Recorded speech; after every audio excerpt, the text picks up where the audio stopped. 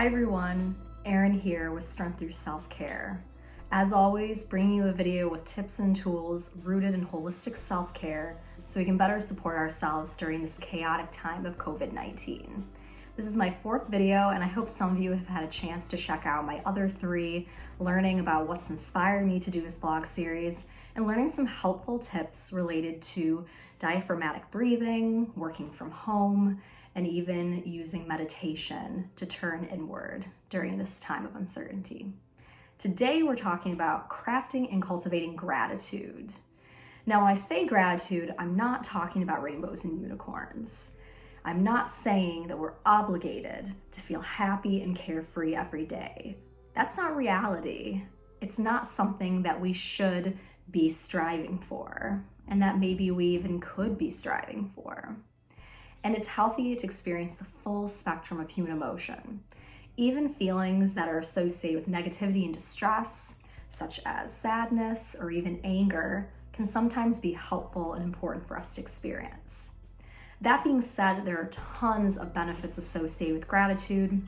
It can help us with our emotional and psychological self-care, but there's also benefits for spirituality, social relationships, and even physical health and wellness. Going over all the benefits from the research would be beyond the scope of this particular video, but I do want to highlight a few things that I came across when I took a look at some of the research that's been done over the past decade. Gratitude has been shown to increase our relationship satisfaction, to enhance feelings of joy and optimism, and it's been associated with lower levels of loneliness and isolation.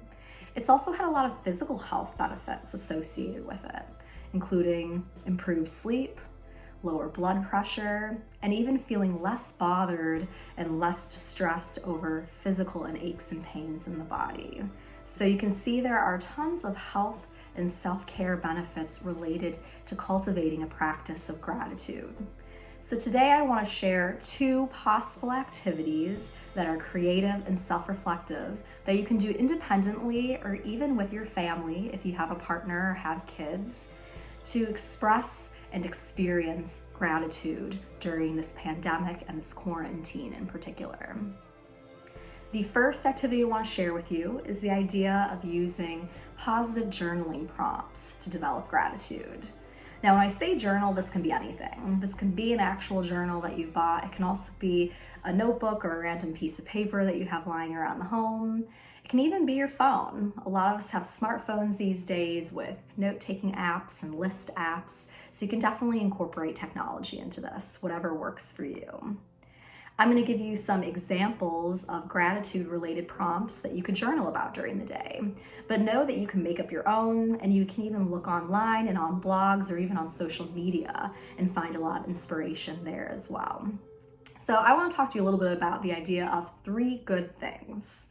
This is listing 3 positive things or things that you're grateful for during the day and having it be a daily, consistent practice.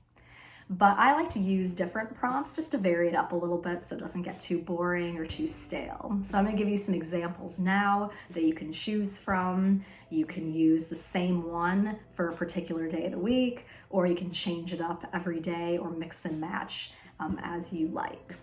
So a few of these prompts include things that I'm grateful for today, a person who has inspired me is, something I feel proud of today, something that made me smile or laugh is, one way in which I grew today or something I learned today is, something that I felt inspired by, something that helped me to feel motivated or grounded today is, or even a conversation I enjoyed today is. So you can see there are a variety of different prompts related to people and things and even abstract ideas that we can write about to really think about what we value and who we value and how we can use these things and these relationships to feel grateful during this time when so much is uncertain and unpredictable, and when we're feeling a loss of connection from other people around us. Another activity I want to share today is something that's really helpful if you're someone who likes arts and crafts and more hands-on activities versus writing and self-reflection.